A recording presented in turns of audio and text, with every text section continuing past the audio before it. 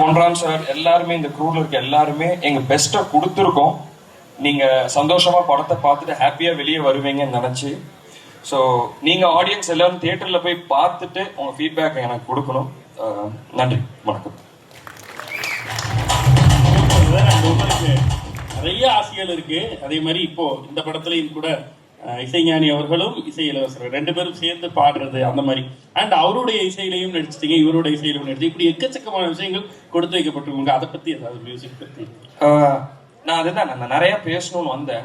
நான் என்னெல்லாம் வச்சிருந்தேனோ எல்லாருமே கொஞ்சம் கொஞ்சம் சொல்லிட்டாங்க. அதனாலதான் நான் என்ன சொல்ல தெரியாம இருந்தேன். ஏன்னா எனக்கு வந்து ரொம்ப சந்தோஷமானது. ஏன்னா அண்ணன் சொன்ன மாதிரி அப்பா வந்து ஃபர்ஸ்ட் கார்த்திக் ராஜா சார் தான் பண்ணணும்னு இருந்தது. அதுக்கப்புறம் படைத்தலைவனுக்கா இருக்கட்டும் இதுக்கா இருக்கட்டும் நான் எதிர்பார்க்கவே இல்லை. இளையராஜா சார் தான் எனக்கு அதுக்கு மியூசிக் பண்ணுவாரு. ஸோ அவர் அந்த படத்துலயும் எனக்காக பாடியிருந்தாரு.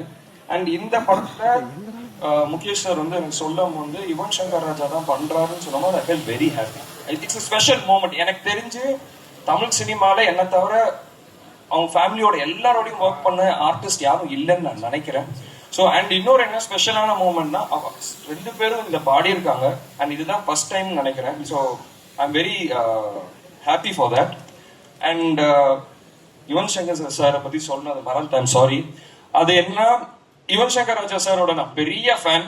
நான் பொன்ராம் சார் மாதிரியே எப்படி நான் ஒர்க் பண்ணணும்னு நினைச்சிட்டு இருந்தேனோ அதே மாதிரி யுவன் சங்கர் ராஜா சார் கூடயும் ஒர்க் பண்ணணும்னு நான் நினைச்சுக்கிட்டு இருந்தேன்.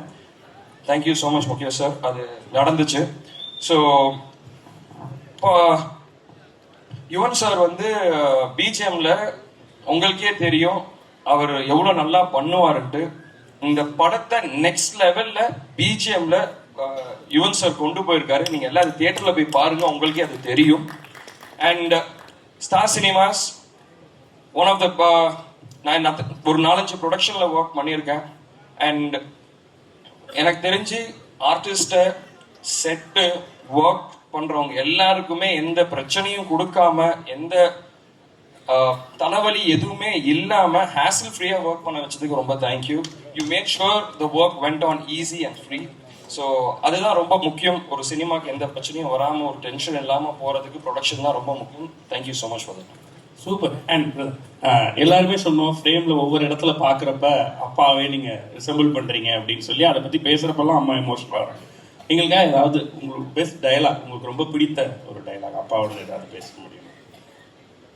நான் இந்த டைலாக் அப்பா இருக்கும் போதே சொல்லியிருக்கேன், சகாப்தம்லேயே சொல்லியிருக்கேன். மன்னிப்பு எனக்கு தமிழ்ல பிடிக்காத வார்த்தை.